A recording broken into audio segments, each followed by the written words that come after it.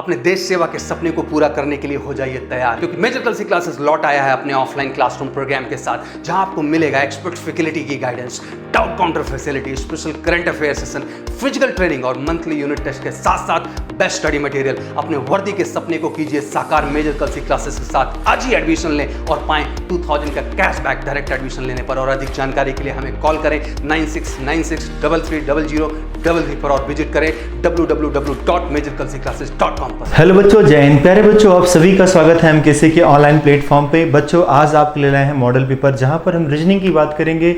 यहाँ रीजनिंग के 5 क्वेश्चन है और बहुत ही बेहतरीन क्वेश्चन है।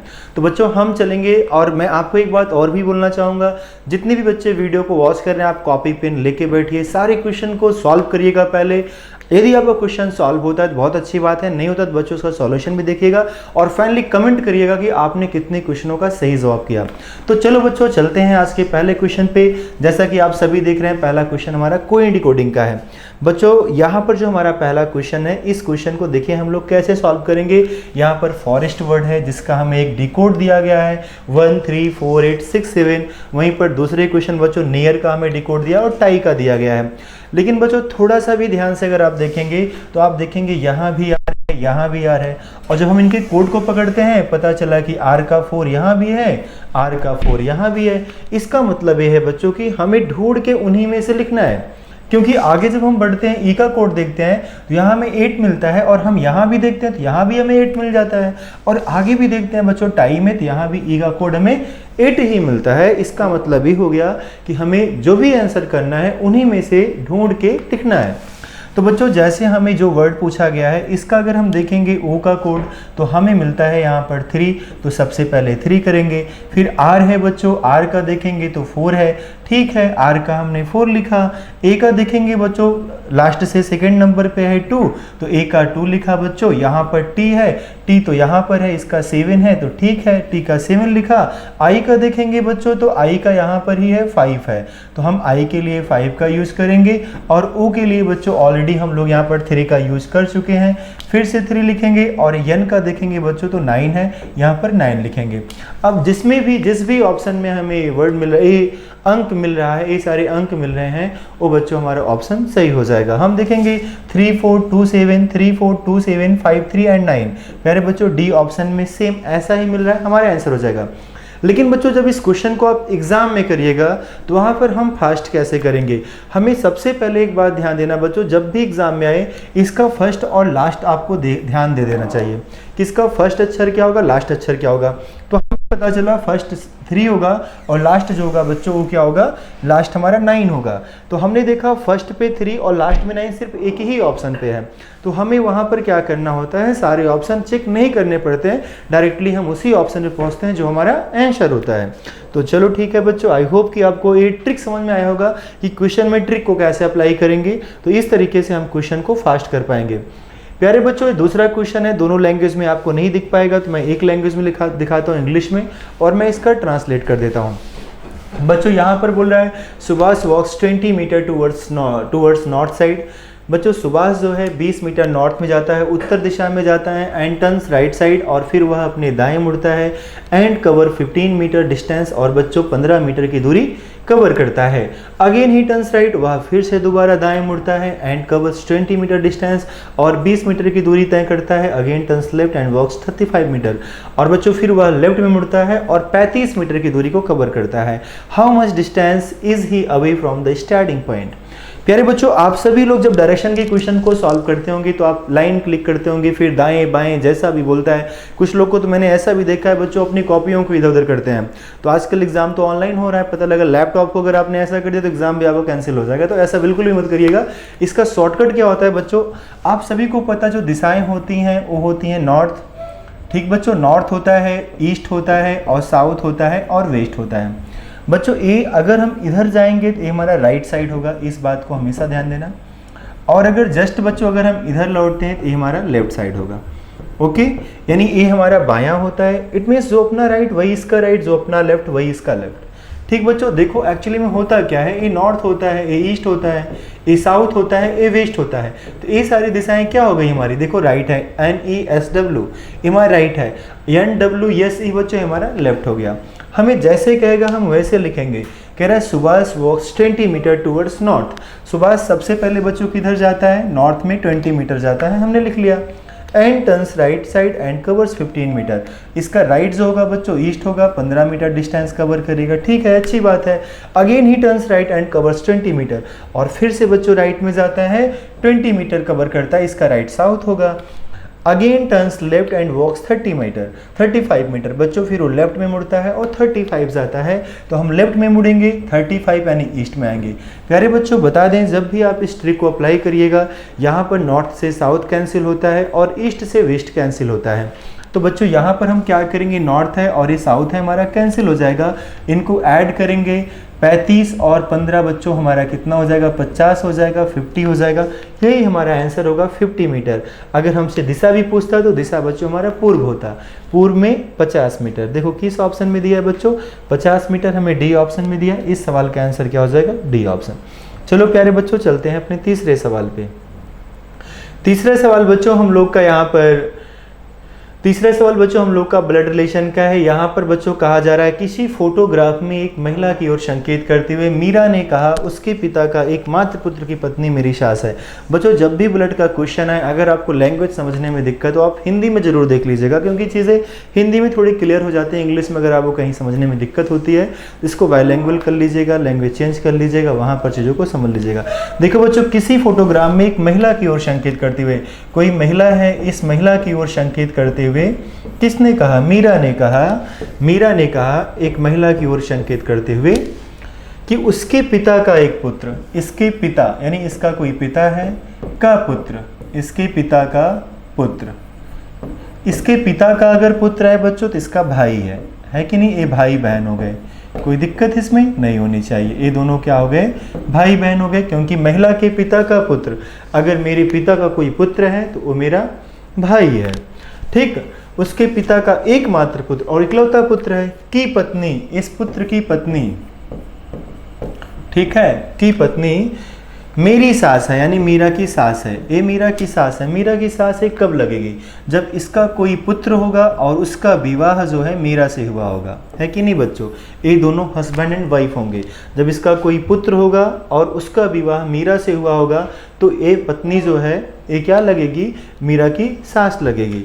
तो कह रहा मीरा के पति का फोटो वाली महिला से क्या रिश्ता है, तो ये मीरा का पति है और ये इसकी माँ है और ये इसके पिता है, और पिता की जो बहन होती है वो बुआ लगती है, पिता की बहन बुआ लगती है। लेकिन हमें कहा गया है मीरा के पति का फोटो वाली महिला से क्या रिश्ता है, तो मीरा का जो पति है फोटो वाली महिला का भतीजा है, क्योंकि इसके भाई है और भाई का जो लड़का होता है बच्चों क्या होता है, भतीजा कहलाता है। तो हमारा आंसर क्या हो जाएगा, नेफ्यू हो जाएगा। ओके, अगले सवाल पे चलेंगे बच्चों। अगला सवाल देखेंगे, डाइस का सवाल है।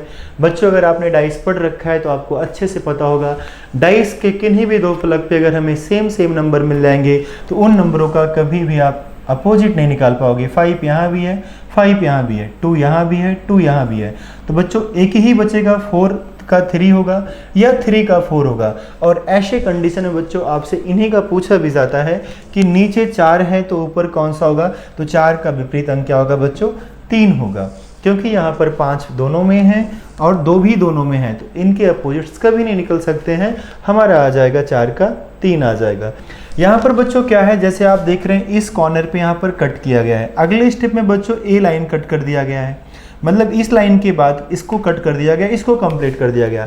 फिर बच्चों इस कॉर्नर को कट कर दिया गया।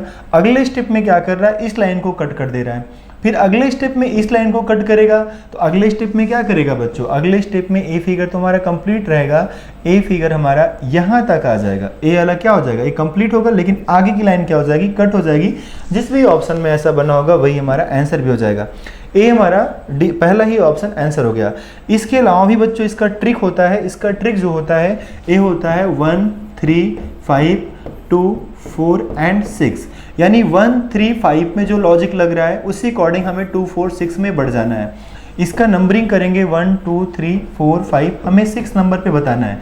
अगर आप गौर करोगे फर्स्ट पे, 3 पे, 5th पे, तो यहाँ कॉर्नर की लाइन कटी गई है, सिर्फ कॉर्नर की लाइन। और बच्चों अगर 2, 4, 6 पे गौर करोगे तो यहाँ पर एक कंप्लीट लाइन कट की गई है यहाँ पर, और फिर यहाँ भी इसमें कट की गई, तो अगले में क्या होगा बच्चों, ए लाइन कट कर दी जाएगी, यानी ये फिगर हमारा कंप्लीट रहेगा, बस इस लाइन को कट कर दिया जाएगा। तो ऐसे ट्रिक से भी आप इन क्वेश्चनों को फास्ट कर पाएंगे।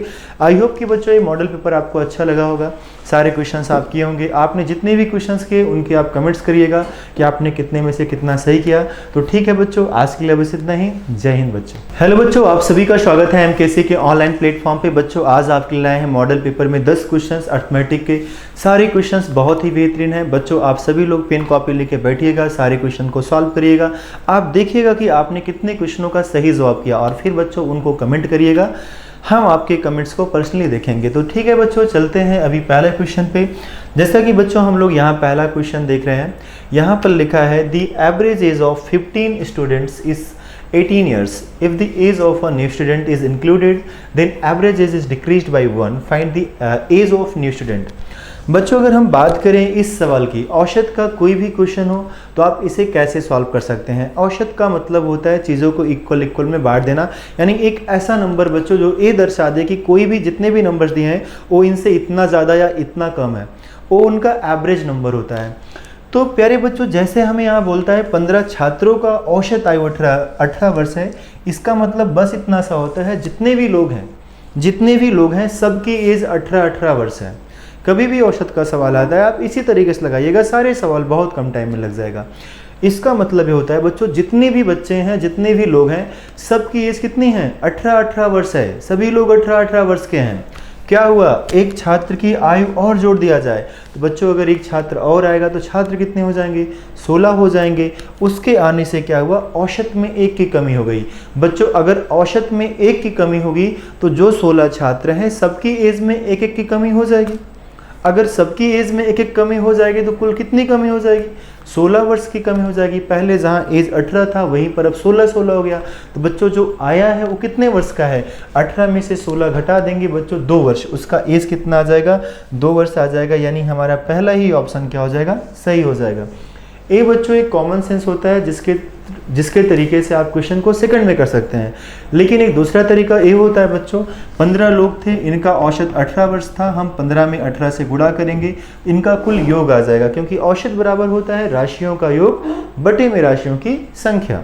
तो बच्चों अगर हम औसत का जो फार्मूला होता है बच्चों वो होता है यहाँ पर योग बटे संख्या, ठीक है। अगर कभी भी इनका योग निकालना है तो आपको क्या करना होगा, औसत में इसी संख्या से गुणा करोगे तो बच्चों इनका सम आ जाएगा, ठीक है।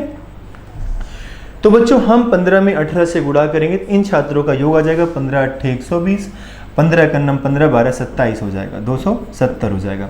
अब आगे कह रहा है बच्चों एक अन्य छात्र की आयु जोड़ दिया जाए। एक अन्य छात्र आएगा तो 16 लोग हो जाएंगे, औसत में की कमी हो जाएगी। औसत कितना हो जाएगा बच्चों, 17 हो जाएगा। 17 छक्का 102 होता है बच्चों, हासिल लगा 10, 17 का नम 17 10 27 हो जाएगा, 272 हो जाएगा। तो पहले बच्चों 15 लोगों की जो एज थी कुल मिला के 270 थी, अब जो एज हो गई बच्चों 272 हो गई। तो 2 वर्ष से क्या हो गई, उसके आने से बढ़ गई, जो एज बढ़ा वही उस नए व्यक्ति का आयु है। तो बच्चों ये 2 वर्ष है। हमें जो कैलकुलेशन करना पड़ा ये कैलकुलेशन नहीं करना पड़ेगा अगर आप कॉमन सेंस का यूज़ करेंगे। 15 लोग हैं, सबकी एज 18 साल है, एक नया व्यक्ति आता है, औसत में एक कमी हुई तो कुल 16 की कमी हुई, तो जो नया छात्र आया होगा बच्चों वो 2 साल का होगा, ठीक है। 18 में से 16 चला जाएगा, सिर्फ 2 साल आ जाएगा। तो चलते हैं बच्चों अगले सवाल की तरफ, देखते हैं दूसरा सवाल क्या है। दूसरा सवाल आप देखेंगे बच्चों, यहाँ पर आपको कुछ एक सीरीज दी गई है, इसका आपको योग दिया गया है, इस सीरीज का आपसे योग पूछा गया है। प्यारे बच्चों अगर यहाँ 2 का स्क्वायर हम कॉमन ले लेंगे तो ब्रैकेट में बचेगा 1 का स्क्वायर प्लस 2 का स्क्वायर प्लस 3 का स्क्वायर, ऐसे हम आगे बढ़ते जाएंगे प्लस 20 का स्क्वायर, ठीक है। तो देखो बच्चों 2 का स्क्वायर 4 होता है और इसका वैल्यू हमें दिया गया है 2870। अगर हम यहाँ पर गुणा करेंगे 0 होगा, 7 28 होगा, हासिल लगा 2, 8 होगा 32, 2 34 होगा, हासिल लगा 3, 8 4 दूनी 8 3 11, 11,480 हमारा क्या हो जाएगा, आंसर हो जाएगा। बड़े ही आसान तरीके से क्वेश्चन को कर सकते हो। तो अगले क्वेश्चन पे अगर चलेंगे बच्चों, अगला क्वेश्चन देखेंगे। अब देखिए अगला क्वेश्चन कैसे है। यहाँ पर कह रहा है बच्चों श्याम के पास मोहन की धनराशि का 2/3 भाग धनराशि है। मोहन के पास राजू की धनराशि का 3/5 धनराशि है। यदि राजू के पास 800 रुपये है तो श्याम के पास कितनी धनराशि है। प्यारे बच्चों, जब आप हमारे क्लासरूम का हिस्सा बनते हो तो यहाँ पर हम आपको फ्रैक्शन मेथड बताते हैं, कुछ ऐसा मेथड सिखाते हैं जिस मेथड के माध्यम से आप हर चैप्टर के लगभग सवाल आपके लग जाते हैं। मतलब वहाँ पर एक मेथड की बात होती है, उस मेथड का यूज आप हर चैप्टर में करते हैं। तो प्यारे बच्चों, वही मेथड हम यहाँ भी यूज कर सकते थे, लेकिन अभी हम कुछ नया नहीं सिखाना चाहेंगे बिकॉज मॉडल पेपर है, आपको समझ में नहीं आएगा। इसलिए बच्चों हम कुछ अलग तरीके से सवाल का रेशियो कॉन्सेप्ट पे करते हैं। बाकी इन सवालों को बच्चों आप फ्रैक्शन मेथड पे बहुत अच्छे से कर सकते हैं। यहाँ पर बच्चों श्याम है और मोहन है और राजू है। देखिएगा बच्चों इस सवाल को हम कैसे करते हैं। यहाँ रेशियो पे बच्चों कह रहा है श्याम के पास जो पैसा है मोहन का धनराशि का 2/3 है। तो प्यारे बच्चों, ऊपर जो पैसा होगा ये श्याम का होगा, जो नीचे होगा ये मोहन का होगा, ये नीचे का मोहन का होगा। जो नीचे वैल्यू होता है हमारा ओरिजिनल वैल्यू होता है, जो ऊपर होता है रिजल्ट होता है। श्याम का पैसा मोहन के पैसे का 2/3 है, तो श्याम हो गए 2, मोहन हो गए 3। फिर आगे कह रहा है मोहन के पास राजू के धन का 3/5 है। तो बच्चों ऊपर रिजल्ट आएगा, ऊपर मोहन है और नीचे कौन है, राजू है। ठीक है, तो प्यारे बच्चों यहाँ मोहन 3 हो गए, राजू 5 हो गए। तो आप देख रहे हैं मोहन का रेशियो दोनों में सेम है, तो इनका रेशियो बन जाएगा 2:3:5। हमें दिया है राजू के पास 800 रुपये है, यानी 5 का वैल्यू 800 है। 1 का मान निकालेंगे बच्चों, 5 × 9 5, 5 × 30, 160 आएगा। हमसे पूछ रहा है श्याम के पास कितने पैसे हैं। तो श्याम का जो वैल्यू है बच्चों वो 2 यूनिट है। अगर 1 का वैल्यू 160 होगा तो 2 का वैल्यू बच्चों 16 दूना 32, 320 हो जाएगा। यानी हमारा आंसर क्या हो जाएगा, बी ऑप्शन हो जाएगा। आई होप कि क्वेश्चन आपको समझ में आ रहे होंगे बच्चों। इसी तरीके से हमें इन क्वेश्चनों को सॉल्व करना है। और भी तरीके हैं बच्चों, बस कोई भी एक मेथड जो आपको अच्छे समझ में आ जाए। जैसे अभी ये सवाल है, देखो बच्चों इसे कैसे किया जाएगा। एक व्यक्ति के पास 2000 रुपये थे, उसने इसका 1/5% वार्षिक साधारण ब्याज तथा शेष 4% वार्षिक साधारण ब्याज की दर से उधार दिया। 1 वर्ष पश्चात वह 92 रुपये ब्याज के रूप में प्राप्त करता है। उसके द्वारा 5% पे दी गई राशि क्या थी। प्यारे बच्चों, हमारे पास 2000 रुपये था, हमने कुछ व्यक्तियों को उधार दिया। एक लोग को हमने 4% पे उधार दिया और एक लोग को बच्चों हमने 4 + 1% पे उधार दिया। कहने का मतलब 5% पे उधार दिया। अगर प्यारे बच्चों हम सभी बच्चों को, जितने भी लोगों को हमने उधार दिया था, अगर हम सभी को सिर्फ 4% पे ही उधार दिए होते, मतलब ना कि 5% पे दिया होता, सिर्फ 4% पे ही दिया होता, तो हमें 2000 पे कितना ब्याज मिलता। तो जाहिर सी बात है 2000 का 4% जो होगा वो 80 रुपया होगा, हमें ब्याज मिलता 80 रुपया। लेकिन क्या ऐसा हुआ? ऐसा बिल्कुल नहीं हुआ। हमें जो ब्याज मिला है वो 92 रुपया मिला है, 92 रुपया मिला है। तो प्यारे बच्चों, हमें जो 92 रुपया ब्याज मिला है, ये हमें कितना एक्स्ट्रा मिला है, हमें 12 रुपया एक्स्ट्रा मिला है। क्यों एक्स्ट्रा मिला है? क्योंकि हमारा एक वैल्यू 5% था, वहाँ पर 1% ज़्यादा था। ये जो वैल्यू है बच्चों 12, ये इसी 1% का मान है। अगर 1% का मान बच्चों 12 है तो 100% का मान क्या हो जाएगा, 12 × 100 यानी 1200 हो जाएगा। और प्यारे बच्चों हमसे 5% का ही पूछा था, तो जो वैल्यू आएगा वो 5% का ही आएगा, यानी हमारा आंसर 1200 हो गया। कितने आसान तरीके से आप इस क्वेश्चन को लगा सकते हैं, है ना। चलते हैं बच्चों अगले सवाल की तरफ, देखते हैं अगला सवाल क्या है। प्यारे बच्चों, यहाँ है एक आदमी एक वस्तु को 20% लाभ पर बेचता है। यदि उसने वह 20% कम खरीदा होता, 5 रुपये कम पे बेचता, तो उसे 25% का लाभ होता। वस्तु का क्रय मूल्य क्या होगा। अब ये क्वेश्चन हमारे एग्जाम में कभी आता है तो हमें डरना नहीं है। कभी कोई भी क्वेश्चन आए बच्चों, सबसे पहली बात है डरना नहीं है, लड़ना है। हर क्वेश्चन से लड़ना है। प्रॉफिट लॉस का है, अच्छी बात है। हमसे पूछा क्या है, हमसे क्रय मूल्य पूछा है, हमें नहीं पता है, तो हमें इस केस में क्या करना चाहिए। ठीक है, जो चीज़ें हमें नहीं पता है, हम लोग अपने अर्थमेटिक में अब यक्स वगैरह भूल चुके हैं, हम 100 मान लेते हैं कि जो भी चीज़ें अपने आप में क्या है 100% है।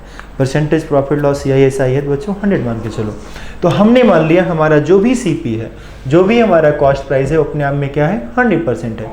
अगर बच्चों हमने कोई सामान 100% में खरीदा है, उसे हम 20% लाभ पर बेचेंगे, तो हम इसे कितने में बेचेंगे। अगर हम इसे 20% लाभ पे बेचेंगे तो इसे हम बेचेंगे 120% पे, यानी ये हमारा क्या हो जाएगा, विक्रय मूल्य हो जाएगा। फिर कह रहा है यदि उसने वह 20% कम पे खरीदा होता। बच्चों अगर 100 रुपये का कोई सामान है, 20% कम पे खरीदा था तो 80% में खरीदता। ये हमारा न्यू सीपी हो गया, हम कह सकते हैं ये नया वाला क्रय मूल्य हो गया। और बच्चों अब जब हम बेचते हैं 5 रुपये कम में तो हमें 25% का लाभ होता है। यानी अब बच्चों हमें इस पे अगर हम 80 रुपये के सामान को बेचेंगे तो हमें इस पे 25% का प्रॉफिट होगा। यानी हम 80 का 125% में सेल आउट करेंगे तो देखते हैं इसका सेलिंग प्राइस क्या निकलता है बच्चों। 20 से काटेंगे 4 बार जाएगा, 5 बार जाएगा, 5 से काटेंगे 25 बार जाएगा और 4 से गुणा करेंगे 100 आ जाएगा। तो प्यारे बच्चों अगर हम 80 यानी 20% कम में खरीदेंगे और 25% लाभ पे बेचेंगे तो हम 100 में बेचेंगे। आप समझिएगा सवाल को, आपने किया क्या अभी, आपने सिर्फ 100 रुपये में खरीदा, 20% प्रॉफिट लिया, 120 में बेचा, 20% कम में खरीदते 80% में, इतना हमें सवाल में बोला गया था। फिर बोला गया यदि हम उसे बेचते हैं तो हमें 25% का फ़ायदा होता है। तो बच्चों 80 का सामान है, 25% फ़ायदा लेंगे तो 125 में बेचेंगे, यानी 100 में बेचा। प्यारे बच्चों पहले यही सामान हम 120% में बेच रहे थे, अभी इसी सामान को हम 100% में बेच रहे हैं। तो 20% कम में बेचने की वजह से ही हमें 5 रुपये कम में बेचना पड़ा। जो 5 का डिफरेंस क्रिएट हुआ बच्चों 20% की वजह से आया। अगर 20% का वैल्यू बच्चों 5 है तो प्यारे बच्चों हमारा तो CP 100% है ना, तो 100% का वैल्यू क्या हो जाएगा, दोनों साइड में 5 से गुणा कर देंगे बच्चों, 100% का वैल्यू 25 रुपया हो जाएगा। यानी हमारा जो बच्चों कॉस्ट प्राइस है वो कितना है, 25 रुपया है। कितने आसान तरीके से बड़े क्वेश्चन को भी आप कर पाएंगे जब आपका कॉन्सेप्ट क्लियर होगा और आपको एहसास भी नहीं होगा कि आप सवालों को कैसे लगा रहे हैं। देखो बच्चों अगला सवाल भी कुछ ऐसा ही है, बहुत ही बेहतर सवाल है। बच्चों यहाँ कह रहा है कि एक नगर में 40% लोग अशिक्षित हैं। ठीक है, तो हमें तो पूरी जनसंख्या पता नहीं है, हमने मान लिया गांव में जितने भी लोग हैं 100% हैं, इसमें 40% पर्सन ऐसे हैं जो इलिटरेट हैं, अनपढ़ लोग हैं। कैसे लोग हैं बच्चों, अनपढ़ हैं, अशिक्षित हैं। ठीक है, आगे पढ़ते हैं। 60% गरीब हैं। बच्चों ये जो 100% जनसंख्या है इसमें 60% लोग ऐसे हैं जो गरीब हैं, पुअर हैं। तो बच्चों आप बताओ अमीर लोग कितने होंगे, अमीर लोग 40% होंगे। ये बच्चों एक अलग कहानी होगी कि पूरी जनसंख्या का 40% लोग क्या थे, वो अनपढ़ थे, उनको हटा दीजिए, शिक्षित थे। अब जो जनसंख्या थे उसमें 40% गरीब थे, 60% गरीब थे, तो 40% क्या हो गए, अमीर हो गए। अब यहाँ कह रहा है धनवान लोगों में 10% अशिक्षित हैं। तो बच्चों अगर 4 यहाँ पर अशिक्षित हैं तो कुल 40% 100 का कितना होगा, 40 होगा। 4 अमीर लोग अगर अनपढ़ हैं, अशिक्षित हैं, बच्चों गरीब में कितने लोग अशिक्षित हैं, 36 लोग अशिक्षित हैं। तो हमें ये देखना है जो गरीब जनसंख्या है ये उसका कितना परसेंट है। तो प्यारे बच्चों 36 का हमें ये देखना है ये 60 का कितना परसेंट है। यानी जो अशिक्षित लोग हैं गरीब में वो कुल जनसंख्या यानी गरीब जनसंख्या का कितना परसेंट है। गरीब मतलब कुल का मतलब बच्चों गरीब की जनसंख्या, 6 से काटेंगे 6 बार जाएगा और यहाँ हमारा 60% आ जाएगा। बच्चों सवाल को समझिएगा, संख्या 100 थी, 40% वो अशिक्षित थे, हटा दिए, 60% गरीब थे, 40% अमीर हो गए। 40 का 10% लोग ऐसे थे अमीर में जो अशिक्षित थे, तो 4 लोग हो गए। बचे 36 लोग जो गरीब थे, उनका 36 लोग क्या थे, अशिक्षित थे। तो हमें ये देखना है गरीब की जनसंख्या का कितना परसेंट। तो गरीब जनसंख्या का बच्चों 60% लोग ऐसे हैं जो अशिक्षित हैं। चलते हैं बच्चों अपने अगले सवाल की तरफ यानी 7वें सवाल की तरफ। यहाँ बच्चों है अगला सवाल, एक व्यक्ति अपनी धनराशि का 5/6। प्यारे बच्चों एक बात ध्यान देना, हमेशा जो नीचे का वैल्यू होता है टोटल वैल्यू होता है, ऊपर का जो वैल्यू होता है रिजल्ट होता है। ठीक है, तो हमारा 6 क्या हो गया, टोटल धन हो गया। जो बोला एक व्यक्ति अपनी धनराशि का, तो धनराशि कितना हो गया, 6 का 5/6 खर्च करता है। नहीं बच्चों जो खर्च करता है वो कितना करता है, जो खर्च करता है वो 5 खर्च करता है क्योंकि बच्चों 6 का अगर आप 5/6 निकालोगे तो 5 ही आएगा। तो 5 वो खर्च किया, तो बच्चों बचत कितना किया, बचत जो किया वो 1 की किया। फिर कह रहा है कि और शेष धनराशि, शेष का मतलब वही 1 रुपया बच्चों जो बच गया वही शेष है उसका। शेष धनराशि का 1/2 पुनः अर्जित करता है। तो बच्चों 1 का जो है 1/2 कितना होगा, 0.5 पैसा होगा। यानी 50 पैसा वो और अर्जित कर लिया यानी कमा लिया। तो उसके पास अब कुल धनराशि का कितना भाग है प्यारे बच्चों, उसके पास अब 1.5 रुपया हो गया। कुल धनराशि 6 है, ये इसका 1/4 हिस्सा है। अगर आप निकालना चाहोगे तो आपको ये देखना होगा 1.5 रुपया 6 का कितना भाग है। तो बच्चों इस पॉइंट को हटाओगे और नीचे एक 0 बढ़ाओगे, 15 से काटोगे, 15 का 15, 15 चौका 60, यानी जो उसके पास पैसा है वो कुल पैसे का 1/4 हिस्सा है। तो आसान सवाल था, बहुत समय लगाने की कोई मतलब नहीं है। चलते हैं अगले सवाल पे बच्चों। अगला सवाल देखो बच्चों, हिंदी में दिखाता हूँ एक ही लैंग्वेज में, सवाल काफ़ी बड़ा है। बच्चों मोहन ने एक नौकर को इस शर्त पे रखा कि वह उसे 200 रुपये देगा, नौकरी के 10 दिन के बाद उसे एक कपड़े का सेट देगा। नौकर ने 5 दिन पश्चात काम करके छोड़ दिया। मोहन ने उसे 20 रुपये नगद दिया, 100 रुपये के और कपड़े के लिए उसके मजदूरी के अनुपात में भुगतान किया। कपड़े के सेट का मूल्य क्या है? देखो बच्चों, उसको उन्होंने क्या दिया, 10 दिन में बच्चों क्या दे रहा है, 200 रुपया दे रहा है। अगर 10 दिन में 200 रुपया दे रहा है तो प्यारे बच्चों 5 दिन में कितना देगा? अगर हम 5 दिन की बात करें तो 5 दिन में वो उनको देगा 100 रुपया। कितना देगा? 100 रुपया। और 10 दिन में बच्चों एक कपड़े का सेट भी दे रहा है। तो कपड़े का प्राइस क्या था? नहीं पता, हमने सी लिख दिया, क्लॉथ लिख दिया। तो बच्चों अगर हमें 10 दिन में एक कपड़ा मिलेगा तो 5 दिन में आधा कपड़ा मिलेगा। ऐसी बात हो गई, 5 दिन में 100 रुपया और आधा कपड़ा मिलना चाहिए। लेकिन उसने दिया क्या? 5 दिन काम करने के बाद उसने 20 रुपया नगद दिया और पूरा कपड़ा दिया। तो बच्चों ये भी 5 दिन की मजदूरी है, ये भी 5 दिन की मजदूरी है। 20 इधर आ जाएगा, माइनस हो जाएगा, 100 माइनस 20 हो जाएगा। यहाँ बच्चों कपड़ा माइनस कपड़ा बटे 2 यानी 80 हो गया। बच्चों एक कपड़ा में से आधा कपड़ा घटाएंगे, आधा आएगा, ए यहाँ आ जाएगा, गुणा करोगे 160 हमारा पैसा आ जाएगा, क्लॉथ का प्राइस। तो आप देखते हैं कि बच्चों बड़े से बड़े क्वेश्चन को भी अगर थोड़ा सा दिमाग लगा किया जाए तो क्वेश्चन को बहुत आसान बनाया जा सकता है। चीज़ें डिफिकल्ट लगती हैं लेकिन होती नहीं है, बस डिफरेंट होती हैं। तो अगले सवाल पे अगर हम चलें बच्चों, लास्ट हमारा 9 नंबर क्वेश्चन है अभी। एक गाय को 10 मीटर भुजाओं वाले एक समत्रिभुजाकार मैदान में चरने के लिए, बच्चों समत्रिभुजाकार है यानी इक्विलेटरल ट्रायंगल है जिसकी ऑल साइड्स क्या है? इक्वल है। इनके सारे कोण भी क्या होंगे बच्चों? इक्वल होंगे, है ना। सारे कोण सारी भुजाएं इक्वल होंगी। ये होता है हमारा समत्रिभुज।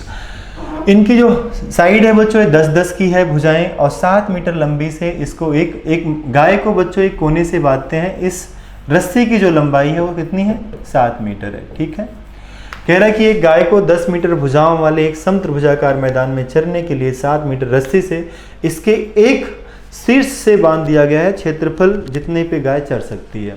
बच्चों अगर हमने यहाँ से बांधा है, पूरी भुजा 10 है और 7 मीटर की रस्सी है, तो गाय जो चरेगी बच्चों 7 मीटर के एरिया में जितना भी भाग आ जाएगा उतने हिस्से को गाय चर लेगी। तो बच्चों इसको हम लोग कहते हैं सेक्टर, इसको हम लोग कहते हैं सेक्टर। और अगर हमें इसका एरिया निकालना है तो इसे हम लोग कहते हैं एरिया ऑफ सेक्टर यानी त्रिज्यखंड का क्षेत्रफल, जिसका फार्मूला होता है बच्चों पाई r स्क्वायर थीटा अपान में 360। देखो बच्चों पाई का मान होता है 22/7, आर का मान हमें दिया है, यही इसका रेडियस हो जाएगा बच्चों 7 × 7 और थीटा का मान कितना है बच्चों 60 है × 360 है। प्यारे बच्चों काटोगे 6 बार जाएगा, 2 से काटोगे 3 बार जाएगा, 11 बार जाएगा, 7 से 7 कटेगा, 11 × 7 77 और बटे में क्या आ गया 3 मीटर स्क्वायर। कहाँ है बच्चों? सी ऑप्शन में। तो हमें सवाल लगता है डिफिकल्ट लेकिन चीज़ें आसान है, बस थोड़ी सी फार्मूला थोड़ी सी बेसिक कॉन्सेप्ट क्लियर है बच्चों तो एग्जाम में आपके सवाल नहीं छूटेंगे, सारे सवाल आप एग्जाम में करके आएंगे। ये बच्चों आज का लास्ट प्रश्न है। यहाँ पर बच्चों हमें x + 1/x का मान दिया है, इसका मान पूछा है। अगर आप बच्चों सब में x से भाग करो, इसमें भी भाग करोगे, इसमें भाग करोगे तो बच्चों गुणा हो जाएगा, पता ही है, पहला गुणा चौथा, दूसरा गुणा तीसरा से ax कटेगा। तो यहाँ पर बच्चों बनेगा x² + 1/x²। ठीक। जब यहाँ बच्चों सब में x से भाग करेंगे तो देखिए ax एक कटेगा, a एक कटेगा, यहाँ सिर्फ x बचेगा, यहाँ -1 बचेगा, सब कट गया और यहाँ पर +1/x बचेगा। तो बच्चों इसी चीज़ को हम लिख सकते हैं x² + 1/x² और इनको मिला के लिखेंगे तो लिखेंगे x + 1/x एंड -1। प्यारे बच्चों इसका फार्मूला होता है a² - 2। ट्रिकी फार्मूला अगर आपने पढ़ रखा होगा अलजेब्रा तो सारी चीज़ें पढ़े होंगे। और x + 1/x का मान हमें बच्चों गिवन है 3 एंड -1। a का भी मान 3 ही है बच्चों, 3 का स्क्वायर -2 और अपान में कितना आ गया 3 का स्क्वायर 9 - 2 यानी 7/2 हमारा क्या आ गया? आंसर आ गया। तो प्यारे बच्चों आई होप कि पूरे क्वेश्चंस आपको समझ में आएंगे। हमने सारे 10 क्वेश्चंस कराए, बहुत अच्छे तरीके से सारे क्वेश्चनों को आपने समझा होगा। तो बच्चों आज के वीडियो में बस इतना ही। हेलो फ्रेंड्स, चलिए आर्मी टेक्निकल के आपके कुछ क्वेश्चन है जी के जिसके बारे में हम लोग डिस्कस कर लेते हैं। आपका पहला क्वेश्चन ये है, वेल्थ ऑफ नेशन पुस्तक के लेखक कौन है? एडम स्मिथ, मार्शल, पिगू या Keynes? Who is the writer of book wealth of nation? Adam Smith, Marshall, Pigou और कीन्स? तो इसका आंसर देख लेते हैं। वेल्थ ऑफ नेशन आपकी जो लिखी गई थी वो एडम स्मिथ के द्वारा लिखी गई थी। Is also known as the father of economics. इसे कह सकते हैं फादर ऑफ इकोनॉमिक्स किसे कहा जाता है? मॉडर्न इकोनॉमिक्स वो है एडम स्मिथ। एडम स्मिथ को क्या हुआ था, फादर ऑफ इकोनॉमिक्स, इन्होंने ही वेल्थ ऑफ नेशन बुक लिखी थी, तो इसका राइट ऑप्शन क्या हो जाएगा, एडम स्मिथ। चलिए अगला क्वेश्चन देख लेते हैं, क्वेश्चन नंबर 2। संयुक्त राष्ट्र संघ का मुख्यालय कहाँ पर स्थित है? संयुक्त राष्ट्र संघ का मुख्यालय न्यूयॉर्क में स्थित है। हेग में स्थित है इंटरनेशनल कोर्ट ऑफ जस्टिस का। अंतरराष्ट्रीय न्यायालय का मुख्यालय कहाँ स्थित है? हेग में स्थित है। और संयुक्त राष्ट्र संघ का यूएनएससी का जनरल असेंबली का इन सब का कार्यालय कहाँ पर स्थित है? न्यूयॉर्क में। तो सारा राइट ऑप्शन क्या हो जाएगा, न्यूयॉर्क। चलिए अगला क्वेश्चन देख लेते हैं। राष्ट्रीय विज्ञान दिवस कब मनाया जाता है? 28 फरवरी को मनाया जाता है। 24 फरवरी को हम लोग का एक्साइज ड्यूटी डे मनाया जाता है। बेसिकली नेशनल डेज की बात करें तो हमारा साइंस डे कब मनाया जाता है? नेशनल साइंस डे 28 फरवरी को। ठीक है, चलिए अगला क्वेश्चन देख लेते हैं। कथक कहाँ का शास्त्रीय नृत्य है? कथक हमारे उत्तर भारत का शास्त्रीय नृत्य है। केरल का शास्त्रीय नृत्य है हमारा कथकली, और दूसरा है मोहिनीअट्टम। ये दो वहां के क्लासिकल डांस है, कहाँ के? केरल के। आंध्र प्रदेश का हमारा है कुचिपुड़ी, और तमिलनाडु का है भरतनाट्यम। और उसके अलावा एक नृत्य और है यक्षगान, जो हमारा कर्नाटक का क्लासिकल डांस है। तो इस तरह से टोटल 6 डांस हैं जो बेसिकली पूछे जाते हैं आपके एग्जाम में। क्लासिकल डांस, कथक कहाँ का राष्ट्रीय नृत्य है? उत्तर भारत का। कथकली केरल का, मोहिनीअट्टम केरल का, कुचिपुड़ी आंध्र प्रदेश का, भरतनाट्यम तमिलनाडु का, यक्षगान कर्नाटक का। तो इसका राइट आंसर क्या हो जाएगा? North India Kathak is the classical dance of Uttar Pradesh. Uttar Pradesh के कुछ फोक डांस भी हैं, उनके बारे में हम लोग फिर किसी क्लास में डिस्कस करेंगे। चलिए अगला क्वेश्चन देखते हो, लास्ट क्वेश्चन।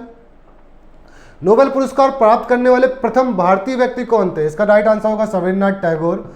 1913 में इन्हें लिटरेचर के लिए गीतांजलि नामक बुक के लिए सबसे पहले नोबेल प्राइज दिया गया था। प्रथम जो साइंटिस्ट थे, अगर पूछा जाए साइंस से रिलेटेड, तो वो थे हमारे आपके सीवी रमन 1930 में। तो इसका राइट आंसर कौन होगा? नोबेल प्राइज पाने वाले रविन्द्रनाथ टैगोर। चलिए यहाँ से आपके क्वेश्चन खत्म होते हैं। आई होप सारे आपको क्वेश्चन समझ में आए होंगे।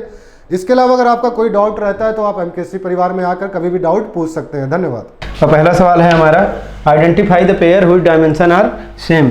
तो हमको वो पेयर निकालना है जिसका डायमेंशनल फार्मूला क्या है? सेम। तो पहला ऑप्शन है हमारा टार्क एंड वर्क। तो टार्क बराबर क्या होता है बेटा? टाउ बराबर होता है F cross R, R cross F. और वर्क डन बराबर क्या होता है? Force into displacement. तो दोनों के फार्मूले लगभग सेम है, तो डायमेंशन क्या आएंगी? सेम आएंगी। फिर स्ट्रेस और एनर्जी, तो स्ट्रेस बराबर क्या होता है बेटा? Dimension are same. तो टार्क और वर्क क्या हो जाएगा बेटा? इसकी डायमेंशन सेम है क्या? तो डायमेंशन सेम है, तो ये हमारा क्या हो जाएगा? करेक्ट ऑप्शन हो जाएगा। ठीक, फिर अगला सवाल देखते हैं हम। Which of the following remains constant while throwing a ball upward. तो जब हम क्या कर रहे हैं बेटा, एक बॉल को क्या कर रहे हैं? अपवर्ड फेंक रहे हैं, तो क्या कांस्टेंट रहता है? ये सवाल है हमारा। तो किसी ऑब्जेक्ट को हमने ऊपर की तरफ फेंका बेटा, तो ये हमारा ऑब्जेक्ट है, इसको हमने ऊपर की तरफ फेंका, तो इस पे क्या लग रहा है? इसका वेलोसिटी धीरे धीरे कम हो रहा है। डिस्प्लेसमेंट पहले बढ़ेगा, फिर डिस्प्लेसमेंट घट के क्या फिर वहीं आ जाएगा, जीरो हो जाएगा। तो डिस्प्लेसमेंट चेंज हो रहा है। अच्छा, वेलोसिटी, काइनेटिक एनर्जी क्या है बेटा? काइनेटिक एनर्जी होती है हाफ mv²। और अगर वेलोसिटी चेंज हो रही है तो काइनेटिक एनर्जी भी चेंज हो रही। तो काइनेटिक एनर्जी जब वो हाइट पे जा रहा है तो पोटेंशियल एनर्जी में कन्वर्ट हो रहा है, उसके बाद जब फिर से आ रहा है तो किस में कन्वर्ट हो रही है? काइनेटिक एनर्जी में। एक्सीलरेशन, तो इस पे हमेशा एक्सीलरेशन तो जी ही लगेगा, और जी क्या होगा? हमेशा वर्टिकली डाउनवर्ड लगेगा, मतलब जी का मान परिवर्तित नहीं होगा, और परिवर्तित नहीं होगा तो एक्सीलरेशन हमारा करेक्ट ऑप्शन हो गया। फिर इसके बाद अगला सवाल देखते हैं। तो एक मोटर व्हीकल है moving on the circle with uniform speed, the net acceleration of the vehicle. तो नेट एक्सीलरेशन क्या होगा बेटा? अगर कोई भी ऑब्जेक्ट सर्कुलर पाथ पर मोशन कर रहा है तो उस पर क्या है बेटा? एक एक्सीलरेशन लगता है सेंट्रीपिटल एक्सीलरेशन, और एक एक्सीलरेशन लगता है क्या? अगर वो नॉन यूनिफॉर्म वेलोसिटी से चल रहा है तो क्या कहे? एक टेंजेंशियल एक्सीलरेशन। बट यहाँ क्या कह रहा है? वो यूनिफॉर्म स्पीड से चल रहा है, तो यूनिफॉर्म स्पीड से चल रहा है तो ये एक्सीलरेशन क्या हो गया? 80 तो 0 है। तो इस पर है क्या बेटा? केवल एक्सीलरेशन है जो किधर लग रहा है? सेंटर की तरफ। तो ये क्या है? Towards the centre of circle. ये इसका क्या हो गया? करेक्ट ऑप्शन हो गया। एक cricket player catches a fast coming ball by pulling his hand back because. तो हम लोग जानते हैं बेटा फोर्स की एक्सप्रेशन होती है हमारे पास, फोर्स बराबर होता है delta P over delta T. Rate of change of linear momentum is known as force. तो अगर हम फोर्स कम करना चाहते हैं, तो जब हम कैच ले रहे हैं, बाल को पकड़ रहे हैं और अगर तुरंत ऐसे पकड़ लिया तो बेटा टाइम क्या होगा, बहुत कम लगेगा, और टाइम कम लगेगा तो फोर्स क्या आएगा, बहुत ज़्यादा आएगा। तो हमने क्या किया बेटा, हमने बाल को पकड़ा और उसको टाइम ऐसे बढ़ा दिया। उसको अगर हमने इस तरीके से पीछे खींच लिया तो रुकने में टाइम क्या लगा, टाइम लगा ज़्यादा, और टाइम जैसे ही बढ़ेगा बेटा तो फोर्स क्या आएगा, कम फोर्स हो जाएगा, और फोर्स कम हो जाएगा तो हमारे हाथ में चोट क्या लगेगी, कम लगेगी। तो हम क्या कह रहे हैं बेटा, तो ऑप्शन देखते हैं, the ball can not come to rest to a position of rest, a ball can be accelerated, the ball can exert a larger force, the ball can exert a lesser force. इसका मतलब क्या है बेटा, ये कम force लगा रही है क्या, और कम फोर्स लगा रही है तो हमारा ऑप्शन कौन सा, गेंद एक न्यूनतम बल आरोपित करती है। गेंद क्या करती है, एक न्यूनतम बल आरोपित करती है, क्योंकि हमने टाइम क्या किया है, ज़्यादा कर दिया है। फिर अगला सवाल देखते हैं बेटा, अगला सवाल है हमारा, कह रहा है मून हैज़ नो एटमॉस्फियर। तो एटमॉस्फियर क्यों है बेटा, अर्थ के पास एटमॉस्फियर क्यों है, क्योंकि अर्थ का अपना क्या है, ग्रेविटेशन है, ग्रेविटेशनल फील्ड बहुत ज़्यादा है, तो एटमॉस्फेरिक गैसेज जो होती हैं अर्थ के ग्रेविटेशनल फील्ड में होती हैं। लेकिन मून पे क्या है बेटा, ग्रेविटेशन जो है उसकी वैल्यू अर्थ के ग्रेविटेशन का 1/6 टाइम है। तो अर्थ पे मून पे ग्रेविटेशन की वैल्यू कम है, तो वहाँ पे जितना फोर्स ऑफ अट्रैक्शन लगता है उससे ज़्यादा उनके पास थर्मल स्पीड होती है। इसलिए क्या करते हैं बेटा, वहाँ पर गैसेज स्टे नहीं करती, वो क्या करती हैं, स्केप कर जाती हैं।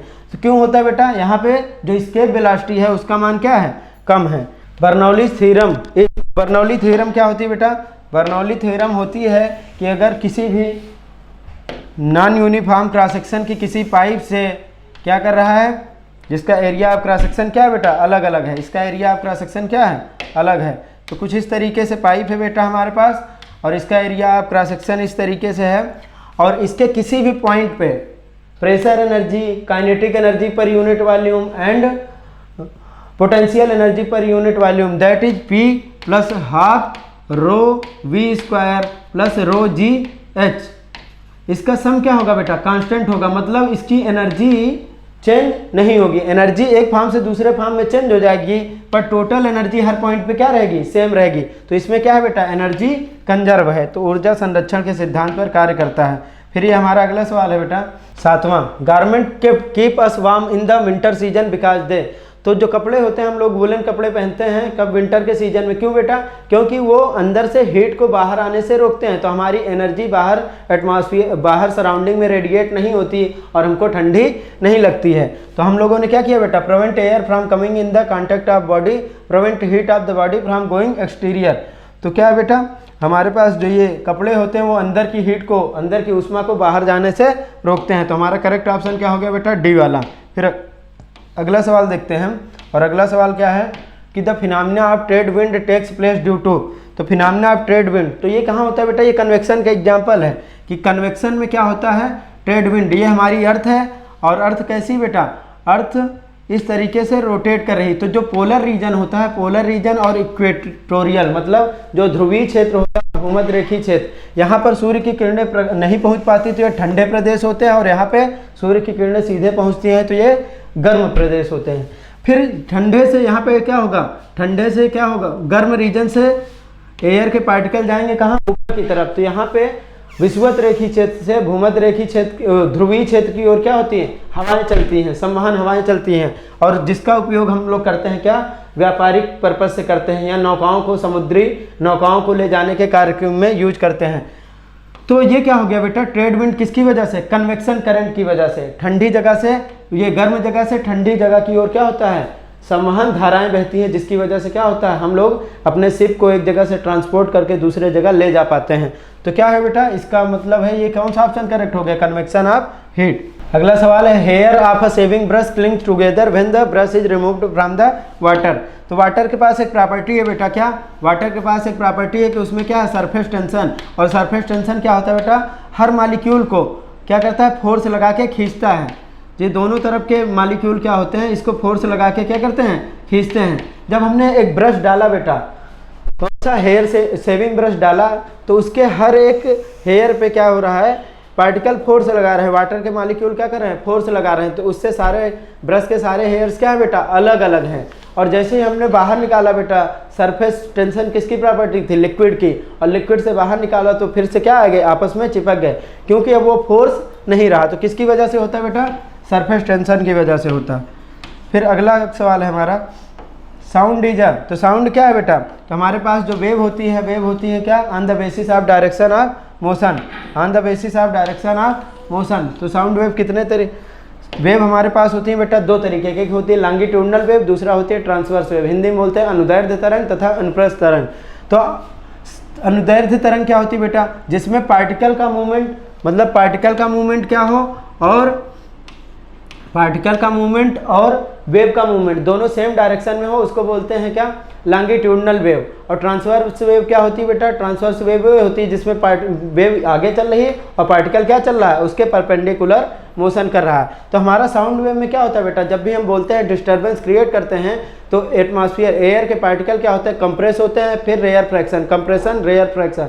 तो इस तरीके से वेव भी आगे जा रही है और पार्टिकल का मूवमेंट भी क्या हो रहा है, आगे हो रहा है। तो ये कैसी वेव है बेटा, ये एक लॉन्गिट्यूडनल वेव है और मैकेनिकल वेव है, बिकॉज साउंड वेव रिक्वायर्ड बेटा मीडियम। तो ये कैसी वेव हो गई, लॉन्गिट्यूडनल मैकेनिकल वेव हो गई। फिर अगला सवाल है बेटा हमारा, the height of man is 2 metre. तो हमको पता है बेटा, हमको प्लेन मिरर की लंबाई कितनी चाहिए होती है, सी। तो minimum length required of plane mirror is h/2। अगर हमको h हाइट का ऑब्जेक्ट देखना है तो हमको कितना लेंथ चाहिए बेटा प्लेन मिरर की, h/2। तो ऑब्जेक्ट की हाइट कितनी है बेटा, 2 मीटर, और 2 मीटर है और हमारा ये 2/2 क्या आ गया बेटा, तो 1 मीटर। तो अगर 2 मीटर की वस्तु का पूरा प्रतिबिंब देखना है तो हमें जो समतल दर्पण की लंबाई होगी कितनी होनी चाहिए बेटा, 1 मीटर। तो हमारा बी ऑप्शन करेक्ट हो गया। फिर अगला सवाल है बेटा हमारा, the electric charge is stored in a device. तो हमारे पास क्या है बेटा, एक इंडक्टर है, कैपेसिटर है, रजिस्टर है और ट्रांसफार्मर है। तो हमारे पास कैपेसिटर जो है बेटा, कैपेसिटर क्या होता है, capacitor is a device which is use to electrical charge. मतलब संधारित्र हमारे पास एक ऐसी युक्ति होती है जिसका प्रयोग हम क्या करते हैं, आवेशों के संचय में करते हैं। तो क्या हो गया बेटा, कैपेसिटर। इसका आंसर क्या हो गया, बी वाला capacitor. Kilowatt hour is the unit of. तो kilowatt hour is a commercial unit of electricity.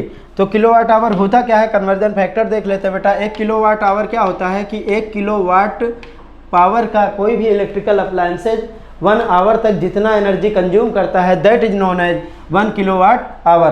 तो क्या आ जाएगा बेटा, इसका हम लोग कन्वर्जन फैक्टर निकाल लेते हैं, 1 किलोवाट आवर। तो 1 किलोवाट आवर, 1 किलोवाट को अगर हम लिखेंगे बेटा तो 10³ वाट लिख सकते हैं, और 1 आवर को क्या लिख सकते हैं बेटा, 60 मिनट, और हर 1 मिनट में क्या 60 सेकंड। तो ये क्या मल्टीप्लाई करेंगे तो ये आ जाएगा बेटा 3.6 × 10⁻6 जूल। तो ये क्या है बेटा, इलेक्ट्रिकल एनर्जी मेजरमेंट की कमर्शियल यूनिट है, कमर्शियल यूनिट, जिससे हम लोग क्या करते हैं, बिजली की बिल का मेजरमेंट करते हैं। ठीक है, इसके बाद हम लोग क्या है, अगला सवाल है बेटा 14, और 14 सवाल में कह रहा है कि the magnetic effect of electric current was firstly observed bye. तो ये कह रहा है कि जो विद्युत धारा के चुंबकीय प्रभाव का सबसे पहले अध्ययन कौन किया था, या किसके द्वारा सबसे पहले देखा गया था। तो हमारे पास ओस्टर्ड थे, भाई साहब एक्सपेरिमेंट कर रहे थे और उन्होंने क्या किया, मैग्नेटिक निडल को फेंक दिया, और उन्होंने पहली बार देखा कि एक करंट कैरिंग वायर क्या है, अपने चारों ओर चुंबकीय क्षेत्र उत्पन्न कर रहा है, जिसके कारण मैग्नेटिक निडल क्या हो रही है, डिफ्लेक्ट हो रही है। तो कौन देखा था बेटा, ओस्टर्ड। तो इसका करेक्ट ऑप्शन हो गया बी वाला। फिर अगला सवाल है हमारा, 2 atoms are said to be isotope. Isotope कब कहे जाते हैं, समस्थानिक। तो समस्थानिक कब कहे जाते हैं बेटा, जब उनके एटॉमिक नंबर सेम हो और मास नंबर क्या हो, डिफरेंट हो, मतलब उनका परमाणु क्रमांक समान हो जबकि परमाणु भार क्या हो, भिन्न भिन्न हो। तो हमारा ये ऑप्शन हो जाए, they have same atomic number but different mass number. तो this is a is the correct option. तो ये इसका हमारा क्या हो गया, करेक्ट ऑप्शन। ठीक है बेटा, थैंक यू एवरीवन। आपकी बेस्ट फ्रेंड किताबें होती हैं जो आपका करियर बनाती हैं और आपके ड्रीम्स को पूरा करती हैं। इसलिए मेजर कल सी क्लासेस लेकर आया है रक्षा क्षेत्र के सभी परीक्षाओं की संपूर्ण तैयारी के लिए एमकेसी पब्लिकेशन की तरफ से बेस्ट स्टडी मटेरियल, जो कि सेना द्वारा प्रेस्क्राइब्ड लेटेस्ट पैटर्न पर आधारित हैं, जिसमें आपको मिलेगा आसान भाषा में explanation, chapter wise question paper और ढेर सारे क्वेश्चन के कलेक्शंस, ढेर सारे शॉर्टकट और ट्रिक के साथ साथ क्वेश्चन को इजी, मीडियम और हार्ड लेवल में बांटा गया है। लास्ट 5 ईयर के क्वेश्चन को चैप्टर और टॉपिक वाइज मेंशन किया गया है, जो कि आपके 100% सफलता को सुनिश्चित करेंगे। तो देर किस बात की, तो आज ही ऑर्डर कीजिए अपनी डिफेंस प्रिपरेशन की बुक dlp.majorkalsiclasses.com से और कॉल कीजिए 9696330033 पर।